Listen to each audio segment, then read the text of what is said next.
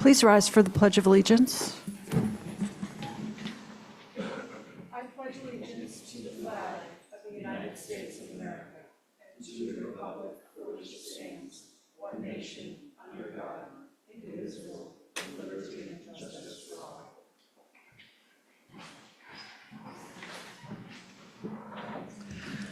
Good evening, everyone. I am going to call the Nantucket Regional Transit Authority Advisory Board meeting to order on May 7th at 5:30 p.m.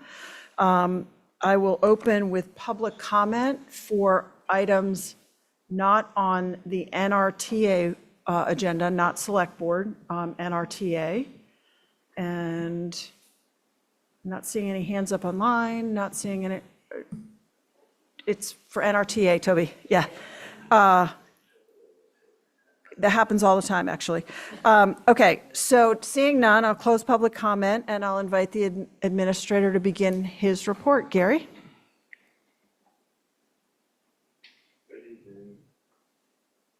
I just wanted to, it's been a while since we met, and Gary, just introduce yourself for the public record, just say. Oh, Gary yeah. Roberts, Administrator, NRTA. Thank you. All right, so I just wanted to do a quick update on where we stand. We haven't met in quite a while, and I wanted to start off with a staffing update. You know, when I came on board, we looked at all aspects of NRTA, and we've gone through a lot of changes.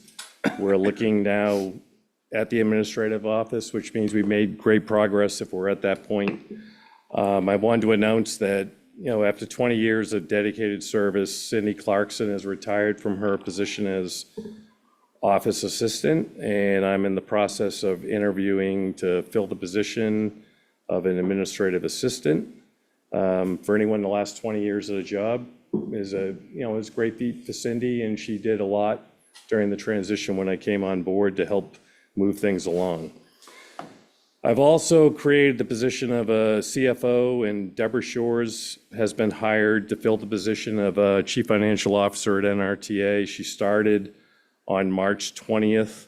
She has a lot of experience.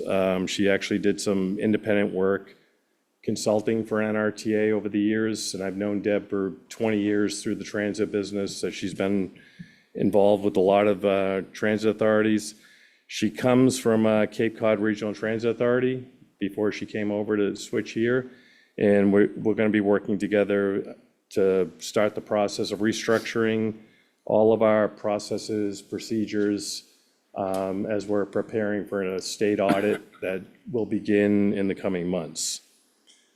I wanted to move on to workforce housing. You know, last year we purchased 2 houses for employee housing. We've added 5 leased houses for our employees to have housing for the season. And we also have additional capital funding that we're in the process of trying to pursue land acquisition for construction of housing in the next fiscal year. So we're moving forward with that as we speak, and hope to have that completed shortly on the land acquisition. Moving on to the electrification of the fleet, we continue with our plan to replace all the vehicles with either no emission vehicles or low emission vehicles.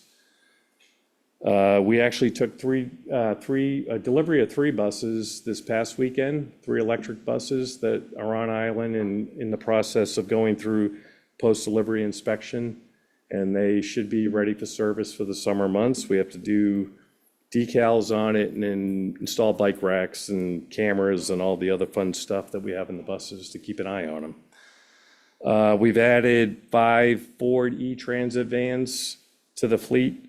Those are electric powered vehicles that are going to be destined for on-demand services that we're looking to pilot shortly.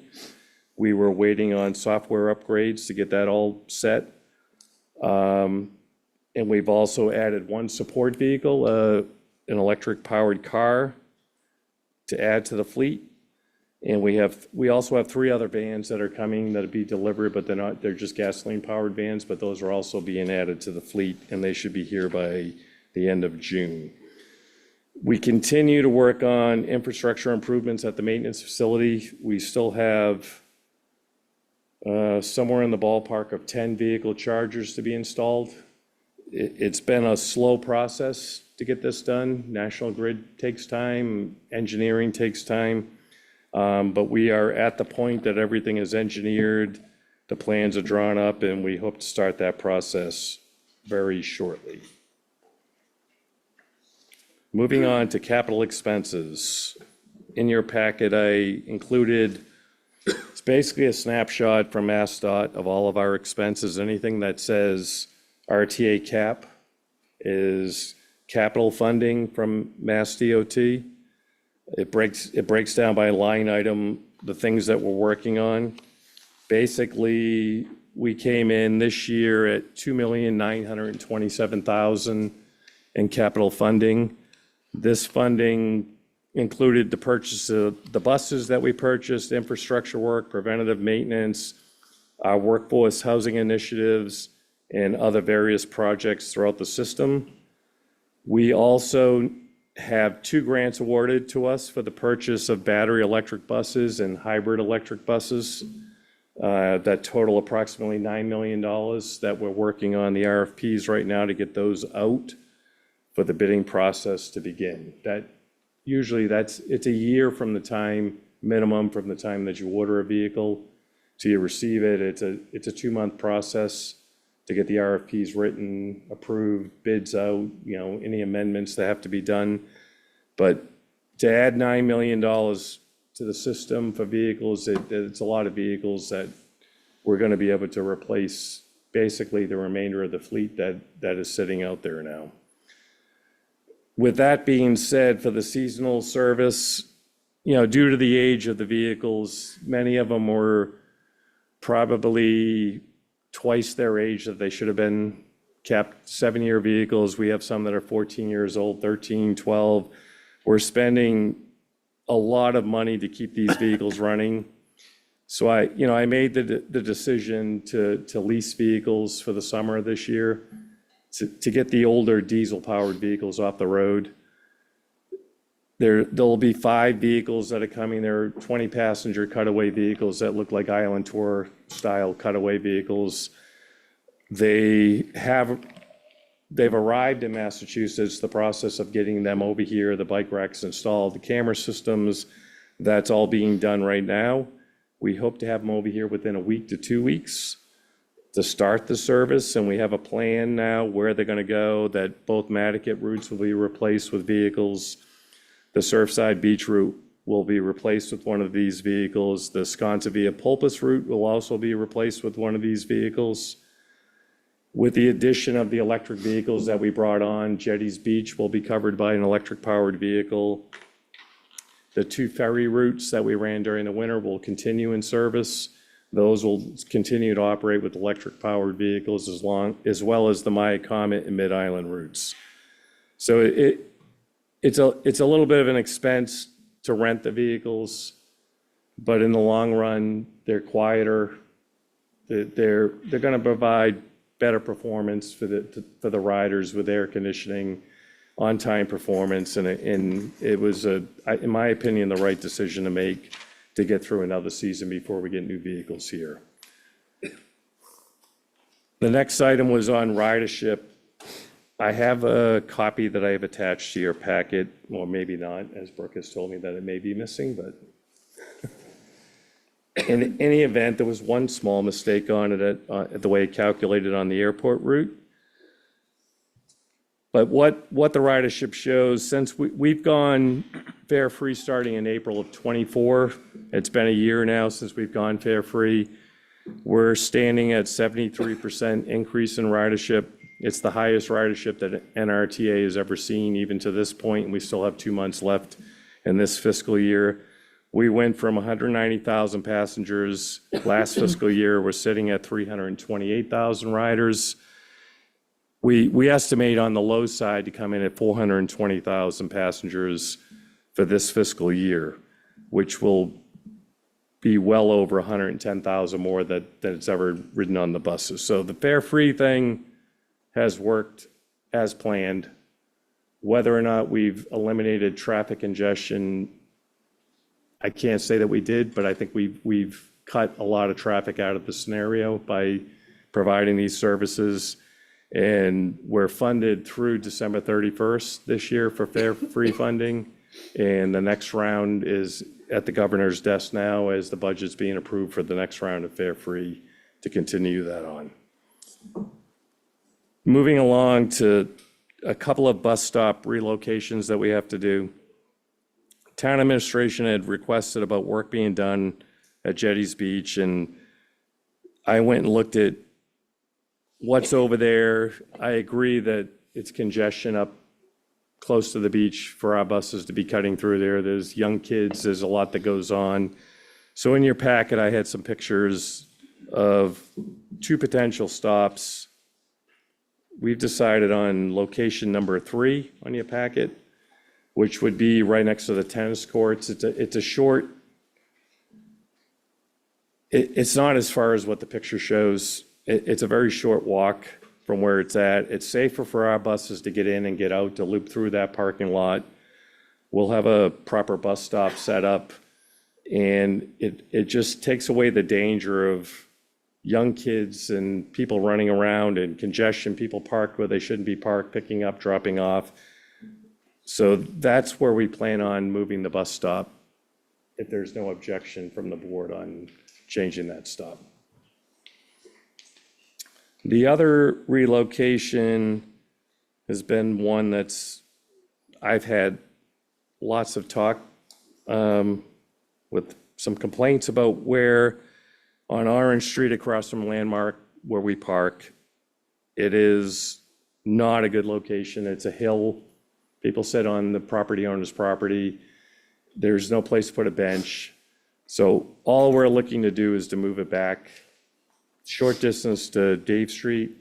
There's a bench there. It's a much better location, and I think it just would be safer and more convenient for the passengers to move it there. We're talking 100 feet to move it to that point, and if the board is fine with that, we will make arrangements to get that moved and advertise that we're going to move it and put notifications on the current stop. So will that be on the land bank portion of that lot on the corner? Correct. I believe in that plan, there is a plan to have a pull-off. Yeah, that was At some sort of, point, so we just figured we would move it to that point now and just get a jump start on getting that done. that's great. And just for the public's information, that brings it closer to the lots on Orange Street owned by the Affordable Housing Trust that are hopefully going to be developed soon. So it'll be a great location for folks living there as well. And super proximate to the Stop and Shop and other things, so. The last thing that we were looking to do, we're in the process of exploring deviating Mid-Island and Myakama routes to actually go into the hospital. We've been approached by the hospital. The bus stop's a little bit of a distance away. If you're older or you need to get to the hospital, it's a walk. We're in the planning stages to figure out, we're working with them for approval to go onto their property where we would put it's really not a big change. We wouldn't miss any of our bus stops. It's just a deviation to go in there. And we should have that figured out shortly. We're waiting on the hospital to come in with their approval we need their approval to go in there to set up a stop. And I think it'll be a benefit to people that go in there, and it might cause a 2-minute deviation to do that. And it shouldn't be much of an issue at all. So if we have no questions on any of that, FY26 budget. I have the draft that I presented to you. The State House still is working on their budget. So what we do is we put out a draft budget, we get it approved, and then from there we'll make adjustments. We've kept purchase transportation locked in at the cost that we were last year. It's a slight increase from previous year. We're going to make up for that cost through our federal spending. We have ARPA funds. I'm going to interrupt. Can we hold the side conversations? It's very distracting to both the board and speakers. Thank you. We have ARPA funding that's going to be expiring that the state is asking everyone to start pulling down their funds before the federal government decides to start pulling back funding. So we added our increases to federal spending to do that, to draw that money down. And we're approaching $6 million on our total budget. You know, when I arrived in '23, we were somewhere around 3.6. We've increased our state contract assistance significant. It's a large increase. You know, we still have it at last year's amount of $2,830,000. Could come in a little bit higher. The last sticking points of the governor's budget is on fare free funding that they're discussing now, that her budget had a $30 million price tag for the RTAs. The Senate is coming in at a $40 million price tag to add to the funding. In any event we're covered, we're going to continue fare free. It's just going to be coming down to how much money that we get out of that to cover our expenses. So under contract revenue on the budget, that represents our fare free funding and connectivity grant funds that we have owed to us. So that number could increase, which would lower our federal drawdown if we need to. But other than that, we stayed pretty close. Our payroll cost has gone up quite a bit with the addition of the CFO position. The maintenance staff now works for the NRTA, administrative staff that we're adding. So those numbers are up. But we've balanced the budget through with the rest of our expenses with the expectation that we're going to receive what we're receiving for fare free grant, and it could increase to, you know, adjust some of the numbers, and we'll make that adjustment when we have. So if you have any questions on the budget, I'm open to answering anything on that. Matt, did you have a question? My only question is, how long do you think the subsidies will continue or go up? Is that something that you're worried about 2 or 3 years out, or? I think the fare free funding is a concern across all the RTAs, all of us. There's only 2 RTAs that didn't participate in the fare free grant, which was Cape Cod and Gatra and Attleboro Taunton area. As it stands now, with the current administration, it seems like this is something they want to do. The numbers across the state are up. Nobody is up as high as we are. They're maybe seeing 50%, 40%, but our numbers are well above everyone. It is a concern. It's tough to go back on it, but we'll have to find other means to do it if the funding ends. But if next year's funding comes in like it will, I've split ours between 2 fiscal years. So if the numbers come in, we know that we're good until December 31st of next year. So we'll make adjustments as we have to as we go. But you never know. Right now that it's very popular, and that's the direction the current administration wants to go with, and we're gonna go along with that until it's not there. Madam Chair, Yes. would you mind explaining a little bit about the on-demand service, what it is and how you're increasing it? So the on-demand service, we have a grant in place that we had a very delayed start with the software process.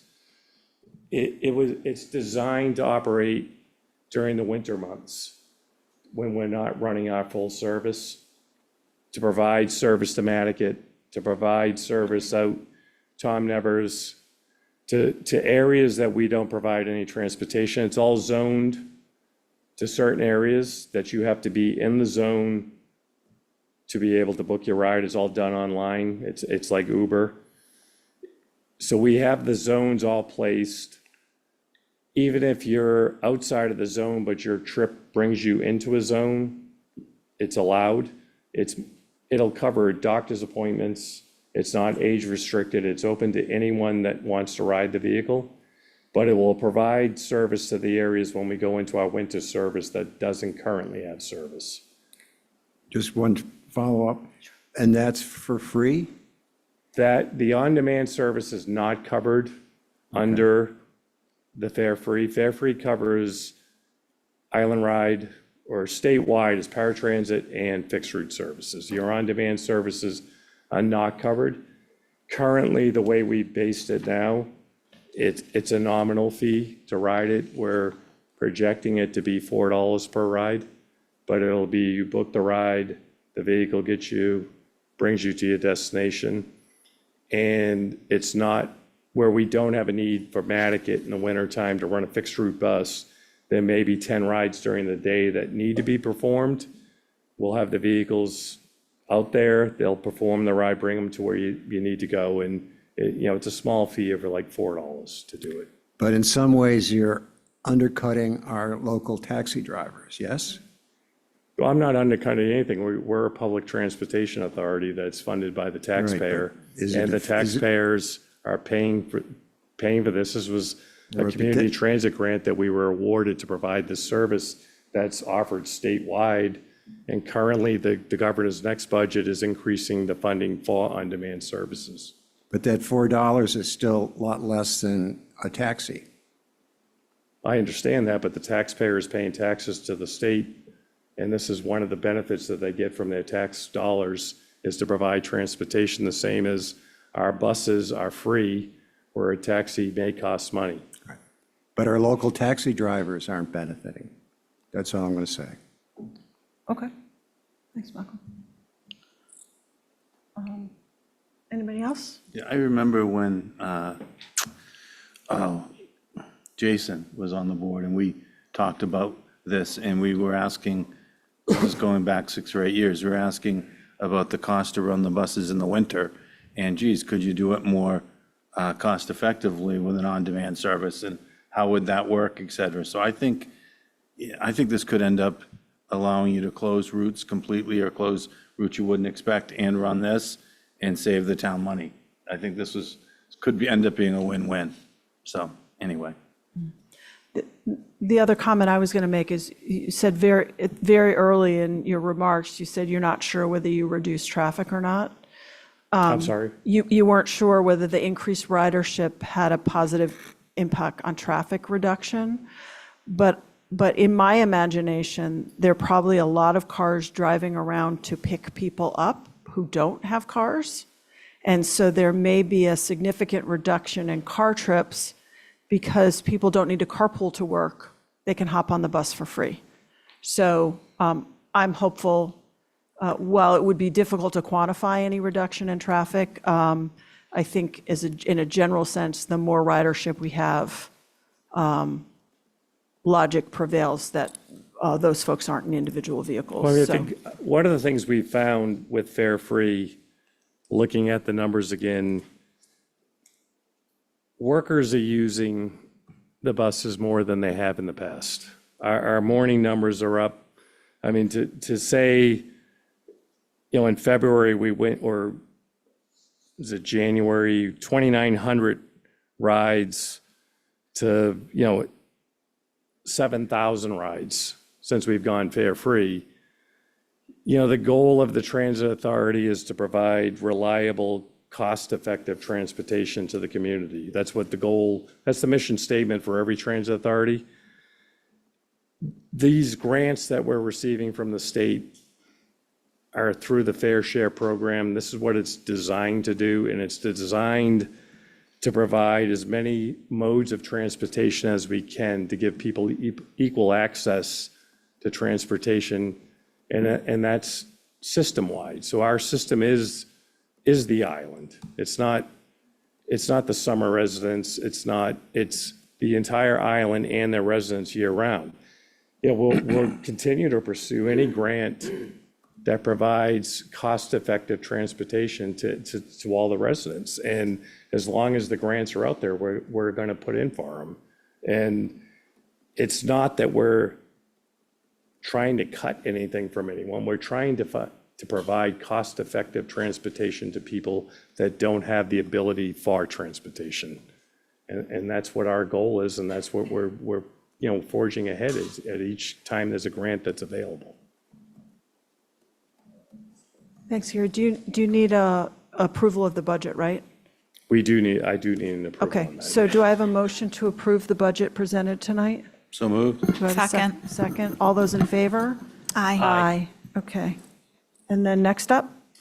And the last item was Brooke and I had worked for several months on the contract, the employment contract for the administrator, and I believe we're at the point for approval on that. We are, and just as background, Gary works under a unique set of circumstances as an NRT administrator, and I had a lot to learn about that. But I did engage the help of town administration and the Human Resources Department just to try to align within the rules and regulations of the NRTA system and town HR and try to, get things so they're clearer and more understandable across the HR system in town. And Gary did a great job of working with us on helping that, and I wanted to say thank you publicly for that. Are there any questions from the board on the proposed contract or a motion to Move approve? approval. Second. Okay, all those in favor? Aye. Aye. And thank you. Thank you, Brooke, and I know it was a process. Yep. And 161B is our mass general law that we operate by, and it can be a very handful to understand the way it works, and I Yep. think we worked well and worked our way through it. Yep, and I appreciate your patience with me No, in it's- that process, and I just, I'm delighted that you've signed a long-term contract, because the work you have done since you've been here, frankly, has been extraordinary, and we have a substantially improved public transportation system that is largely has been the work you've done. So thank you very much, and I'm glad you're sticking around. Well, I'll be around for a while. Yeah, With good. less, more gray hair, but, I think I've added some since I came on board. I can't get any more. I'm maxed out. Okay, any other business on the board? Anything else? I don't think we have nothing from the board. So I've taken a motion to adjourn. Second. All those in favor? Aye. Aye. Thank you All very right, much, Gary. thanks for your time, guys. Yep. Have a good night. Okay, so moving on, I will now open the Select Board meeting for May 7th, 2025 at 5:57 PM. And we do not have any changes to the agenda tonight. Announcements, Libby? Thank you. This meeting is being video and audio recorded. We are still offering tours at our island home for the time being. If anybody would like to see what it looks like down there, our operations administrator is ready to provide a tour. The 2025 annual town election is scheduled for, Tuesday, May 20th. Polls are open from 7 a.m. to 8 p.m. at the high school at 10 Surfside Road. Our 2025 annual committee, board, and commission vacancies are live. We're accepting applications from both incumbents and anybody new, any volunteers who might want to consider an appointment to a number of boards, committees, and commissions. We just had a resignation come in from the Finance Committee effective June 30th, so that will be a one-year term, but it's an additional vacancy. So we really hope people will look at the website and check out what's out there, what's coming up. And that is it. We'll do Select Board comments, but I just want to add on to that as a reminder to everyone who's currently on a board or committee, make sure you check your term expiration and reapply. We have had cases where people have missed the deadline and lost their seat because they didn't get their application in on time. So I just want to say that to everybody who's already serving, to make sure you know when your term is up. And any other Select Board comments or announcements, Tom? Yeah, I just wanted to echo what Libby said about all the committee openings. Definitely encourage people to apply. And there's also going to be a vacancy on the Affordable Housing Trust Fund. So take a look at that if you're interested. Thank you. Okay, anybody else? Malcolm? I would just request at a future meeting that this board review and discuss whether having the health department manage short-term rentals is the appropriate place. Okay, all right, thank you for that suggestion. Anybody else? Okay. I'm going to move on to update on public comment questions from last week's Select Board meeting. And I gotta open the right page. Okay. So Emily Molden from the Nantucket Land and Water Council, their executive director, requested the select board review the approval documents for the use of town property for the Sconset Beach Preservation Fund erosion control project at Baxter Road. The town response is the March 2022 memorandum of understanding between the select board and Sconset Beach Preservation Fund is still active. However, that MOU content is under review as we look to possible new approval terms for an expanded structure. An article at the 2025 annual town meeting to authorize the select board to issue a license had a technical amendment to take no action and was approved at town meeting. This means that the article may move to a future town meeting, so the license terms remain in review. And Matt had something to update I have the an news today. update. I have an update to the update. There is discussion, SBPF has identified some sand. They were asking town, how do they get that sand onto the, onto the geotube? The town has worked with them, and they will be going to the Concom tomorrow to consider an action to allow them to put the sand on, I guess. So there's a lot of sort of fine points to this, but one of the things Emily was asking about is, what are we doing and what about the sand? And this, Vince and others have been working hard to make sure that we get sand back on, and SBPF is working to put some sand on there. So that's a move in the right direction for all involved. Thanks, Matt. I'll keep going. Mary Chalk asked, what is the status of the letter from the town to the Grid Upgrade Advisory Board in the packet? Is it a draft or has it been sent? Who has been given the authority to leverage Nantucket just so we can get traditional proven upgrades by sacrificing us as a test bed for experimental unproven energy projects? Has there been a public hearing? If not, when will we have one? So the town's response is the town of Nantucket's letter to the Grid Modernization Advisory Council, GMAC, sent on April 3rd, 2025, expresses ongoing concerns about the cost burden of statewide electrification on local ratepayers and the need for urgent, equitable investment in Nantucket's grid reliability and resiliency. And it doesn't answer all of the questions, and I think some of them are questions that are under purview, which is why they weren't answered. Clifford Williams asked what criteria were used for the purchase of the piece of property off Fairgrounds Road for $6.5 million. Was there a traffic or sewer study?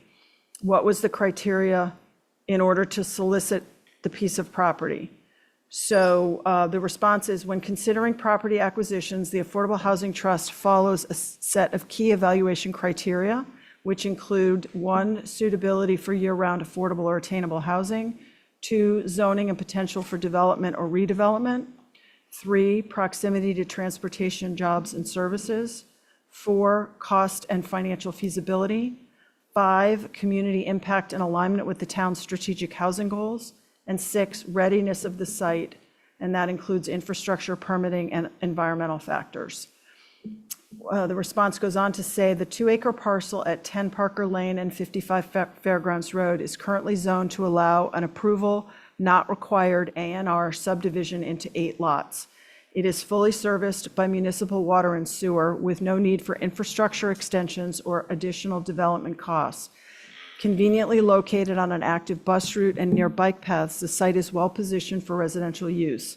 Most importantly, achieving affordability on this site does not require any zoning changes or increased density, making it a rare and cost-effective opportunity in today's market. So that's how the trust evaluated it.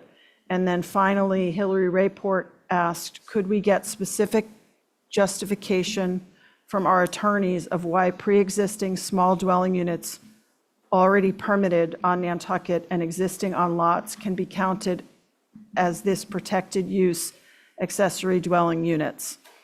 And the response is that the planning board, in conjunction with town council, will be assessing the impacts of the state ADU mandate and will bring proposed amendments to the zoning bylaw to the next town meeting. Okay, so that's that. I will now open public comment for items not on tonight's Select Board agenda. I saw Toby rise earlier, so go ahead. Thank you very much for letting me speak tonight. I'm speaking tonight to address a couple things. Toby, just say your name for the record. Toby Brown. Speaking tonight to address a couple things. I just want to thank NCTV for their great coverage at our town meeting. Also, and for all their coverage on all these things. And also for our great town clerk's office and all our good volunteers. I appreciate them. And also I want to say thanks to Christy Ferrantella and Brian Sullivan. Although we disagree on a lot of things on how we might get to a point or whatever, I appreciate their friendship. A lot of people don't even know me. I've been friends with Christy since she was 5 years old.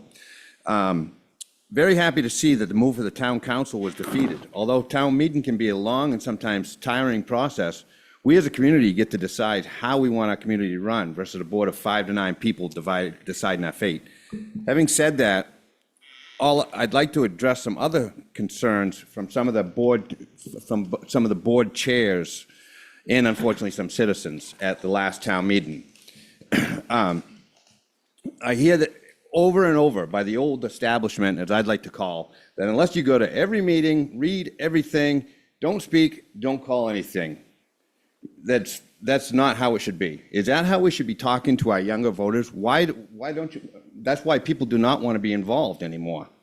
Some may care about a road sign. That may not interest me, but I'm going to listen, and I might not like what they're saying or whatever, but it's their right to speak. I care a lot about spending articles, as everyone should realize that debt has destroyed families, towns, states, and nations. So I am passionate, and I am unapologetic. We owe it to our future generations to keep our debt down. Also, as a quick point, don't allow yourself to be bullied by some chair on a board telling you not to speak about something or demand during lunchtime, during the town meeting, that I better tell them what my amendment is, and they demand it because they've been on a board for 47 years. As I said to them, they asked me diplomatically, I'd be happy to tell them, but it's none of their business if they're not going to be polite to me. So bottom line, I want to encourage more people to come to these meetings, and don't be afraid of speaking out your opinion. You're not going to die or anything like that. You're going to be better off when you're all done, and don't let people bully you, and do your thing. I would love to see at our next town election 90% voter turnout because it's a ballot. You got 12 hours to vote. Don't blame the town meeting if you don't go vote. Thank you. Thanks, Toby. Amy?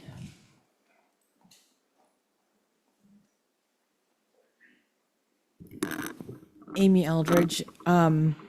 This is in regards to my statements at town meeting about our island home. I'm here to express that I do feel we need a new facility, but unfortunately, some situations have happened to me inside the facility that were not appropriate. However, before moving forward with any new development, we must first address critical and ongoing management issues at the current facility. There is a clear and troubling lack of administrative oversight, particularly during the evenings and the weekends at our island home. A 24/7 care facility should have regular administrative spot checks to ensure consistent, compassionate, and policy-based care instead of a culture of unaccountability that is a root, especially among some of the staff, not all of it, who often act on personal judgment rather than established procedures. This is not merely a lapse of individual conduct, but a systemic failure of leadership. The responsibility ultimately rests on the 5 select board members and the town administrator. I have met with Mr. Holden twice, once in March of 21 to discuss long-going concerns, and then again in June of 23 with other administration following an incident involving the passing of my grandmother. During this time, I experienced something that no family should ever have to endure. On the night my grandmother passed, it was 7 p.m. I was still in the room, and at 7:15, I was making calls to loved ones to say final goodbyes to my grandmother, who I was her power of attorney, her healthcare proxy, and I was her person that took care of all of her needs from the time she was diagnosed with Alzheimer's and dementia to her passing. At that time, the nurse came in and asked if I was ready to go at 7:15. We were the first hospice family in our island home. We were told we had as much time as we needed to say our goodbyes and make contact with off-island families. That did not happen. At 7:30 p.m., the same aide came in and says, "You look like a strong one. You need to help me put your grandmother in a body bag and fill out the toe tags." I immediately went to the front desk in hysterics and told the charge nurse that that was not appropriate and I was not the person to do that. She said, "I told her to ask you if that's what you wanted to do. I didn't tell her to ask you that." I pondered all night with frustration. I called down at home at 6:30 in the morning and asked to have a meeting with the administration and to have them call me. That meeting happened at 11 o'clock the next day, where I spent an hour explaining all of my concerns, and nobody denied the scenario that occurred the night before. That was devastating to me. What was also devastating is that there was no repercussions, no terminations, nothing. It was just business as usual. I was horrified by the way I was treated. Amy, I'm so sorry. We have a 3-minute policy, and this is a moment, I'm sorry. It's okay, I'll forward this to you guys in email so you can finish That would reading be it. great. Thank you. Thank you very much. I'm sorry to hear of that experience. Okay.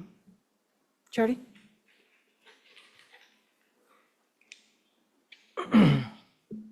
Clock start. I want to bring to the attention of the town, Charity, you just need to state your name for the record, Charity please. Benz. Thank you. I want to bring to the attention of the town and the select board this evening a post on the Currents Facebook page that appeared shortly after the end of annual town meeting. It read as follows: "Looks like the town will lose a lot of revenue. Just rent without registering. Keep the extra cash." The "keep the extra cash" remark almost certainly refers to room occupancy tax. After the research NNF, Nantucket Neighborhoods First, has done in the months leading up to ATM, we believe that this behavior may partially explain the low number of registrations approved by the health department. In fact, this post actually confirmed interviews we have conducted with property owners who have stated openly that they don't need or plan to register their rental property. Their Nantucket tradition is to rent independently without interference or oversight from the town. NNA continues to track and try to reconcile a discrepancy between the numbers of over 2,000 listings by 9 major Nantucket realtors and the surprisingly low number of certificates of registration that have been issued by the health department. Only 1,151 as of last Thursday. Here's one plausible explanation. We do know that for Nantucket, none of the 900 listings advertised on VRBO, nor the more than 800 listings on Airbnb, are following the rules in Chapter 338. Those rules require that all advertised properties online or by realtors renting for more than 14 days in the calendar year include the Nantucket registration number. So potentially a substantial number of STRs are being operated under the radar of the town and openly disregarding its laws and regulations by not registering. Now, from this post, it appears that some individual property owners are being encouraged to thumb their noses at the rules as well. It also appears that they may be unaware of the fines and penalties of Chapter 123-5 in the town code of up to $5,000 a day for failing to adhere to the rules in Chapter 123. Such public urging of noncompliance with our rules on registering STRs can only cost the town, the state, and Nantucket's taxpayers substantial occupancy tax revenues that could be applied to our other pressing priorities. We appreciate the complexities you, as the select board and the town, have encountered in trying to establish and manage this program. Like any new program, it is hard work and there are growing pains. But we hope that the town will take this heads up as an example of the kind of problems it may encounter in enforcing its STR regulations. Thank you, Charity. Thank you. Yeah.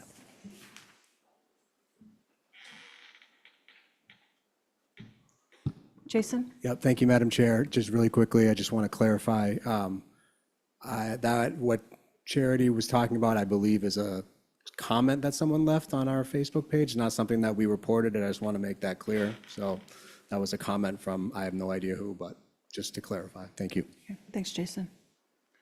Anybody else wishing to speak? It's about something, You have to come on the mic. I would like permission to speak because I would let you all know that that was actually me who said that. Okay, So I'm Toby, owning Toby, it. we're not going to do a back and forth about Okay. this, and you've Okay, but I and would you've had just your let the record opportunity. know that I'm not afraid to own it. And, Okay, oh, well. So Toby, it's. Toby. No, I'm just, I don't know Toby, why we don't have, we're not allowed to Toby, speak when somebody is going after another because person. public comment is not a back and forth. But yeah, but she's talking about a different subject. I spoke Toby, about one subject. please. She's spoken about another. And Toby. if you will read Facebook, people don't usually mean what they say. And I made the point that Toby, that's what people will do. please. And I want to justify what I'm Please, saying. respect the process. Thank you. Okay. Anybody else wishing to speak in public comment? Okay, seeing none, no hands up online. We'll move along to new business. There is none. Approval of minutes, warrants, and pending contracts. Any questions or a motion from the board? Motion to approve. Second. Okay, all those in favor? Aye. Okay, all three of those are approved. Okay, next up is citizen departmental committee requests and reports. Airport request for waiver of the town noise bylaw. Erica, you going to run us through this one, please? Sure. And I will note that the airport manager, Warren Smith, is online, but basically, the airport is getting ready to do some milling on its runway 6/24. Victor Brandon is scheduled to do that work next week. They would like to start at 6 a.m. instead of 7 a.m., and that is the request. Any questions from the board or a motion? I'll move approval. Second? Second. All those in favor? Aye. Aye, that is unanimous. Okay, Erica, you're up again. This is, Also, just for the public that, on that one, they're starting closest to the homes and moving away, so it's not going to get worse for the neighbors. It's going to get better as they go through the process. That was in there, and I think it's important to people understand that they are doing their best to, get their work done, but have as little impact as possible. yeah, and I would say in addition, having a little bit more time means that they will finish sooner and be able to move on to our road projects. So there's another incentive for that. And, okay, so next up is ElecCom, which is another waiver of the town noise bylaw, and I'll have Erica run through that for us. So as I stated at a different meeting, this National Grid L1 feeder underground conduit upgrade project is a two-phase project. COBO is doing the actual infrastructure work in terms of installation of conduits, opening up roads and sidewalks. ElecCom comes after them, and they are just pulling wires through the manholes. They think that they probably won't need this, but it's a just in case. You previously granted the exact same waiver to COBO for this location as well. So again, it's if they need it. Thank you, Erica. Any questions or a motion? Motion to approve. Second? Second. Okay, all those in favor? Aye. Aye, that is unanimous. Thank you. Okay. Okay, next up, Town Manager's Report, Annual Town Meeting Administrative Follow-up. Libby's going to walk us through, if not the results, the process of follow-up. So I didn't have too much of a chance to compile the normal follow-up that I would do after town meeting, but in general, the bylaw amendments, zoning and otherwise, will be compiled, that were approved, will be compiled with the town clerk and forwarded once all of the documentation that is needed for the Attorney General's review is complete and forwarded there. The home rule petitions will also be compiled, certified copies prepared, and all of that will go up to our state legislators for filing. There are probably some articles, I think there was one or two Mass General Law acceptances. Those will make their way into the town code and be incorporated into the town's processes as needed, necessary, called for. All of the budgetary and financial actions that were taken will initiate with the finance department. Departments will be briefed and all of that sort of thing on their budgets beginning with the next fiscal year. As we know, there were some debt exclusion articles at town meeting that did not pass, but they are on the ballot. We've had a little bit of inquiry about those in the last couple of days, and I think this isn't really a new situation. Debt exclusions require both a town meeting vote and a ballot vote. And it's not necessarily the case that, so we don't take ballot questions off the ballot because the associated article didn't pass town meeting, because both approvals are required and also the ballot's already printed. So it's possible that there could be ballot questions that are approved at the election that have the associated article that wasn't approved. And on occasion, the select board has had some discussion about what the vote is like on the ballot question, and is it worth undertaking another town meeting to take up the warrant article again so as to potentially seek the necessary companion vote that would be needed. So I don't know if that might be something you'd want to consider. It's premature to maybe talk about that right now. We've had a little bit of inquiry about the island home and what the so-called next steps are going to be. We have an internal meeting tomorrow to talk about some of that. And I think that I think it's safe to say the island home is not going to close tomorrow. It isn't going to close in a year. If it is going to close at some point, which it will most likely need to without a new facility, we do not know exactly what that time frame is right now. It is a process to close a facility like that. It is not a short process. So, and if and when that process needs to be undertaken, certainly there will be a lot of discussion and transparency surrounding that. So I just want to mention that, and we're trying to work on some messaging right now about that to put on the website and to get out to the employees and the residents and their families. So there's still some discussion to be happening. If, and this is a huge if, and I'm not suggesting that this would be the case, but if there were an overwhelming yes vote of the ballot question at the election, we still have an issue with scheduling a town meeting because the bids are only good for a certain period of time, and I believe that time frame is around early June, June 9th or so. And there would have to be a lot of agreement among all the subcontractors and the contractor to hold those bids, and I don't even know if that's possible. We have not really begun to totally explore that. Were you going to say Can I something? just comment that they think that it is a strong possibility to be able to hold them for a short period of time, So but it would be a process to. And it would be, and that may or may not be enough time to schedule another town meeting. And there, of course, there are a lot of actions that need to happen to hold a town meeting. And I think that if that were even the remotest of possibilities, it would need to be a one article town meeting. Anyway, that's all very speculative, and we don't know what is going to happen. We'll regroup on the DPW facility, and we have some regrouping to do on a few things, and I will have a more detailed follow-up chart. I usually do a little chart that says what happened with the article and who's responsible for what, and I will get that around when it's done. There's just been too much happening the last couple of days to get that finished.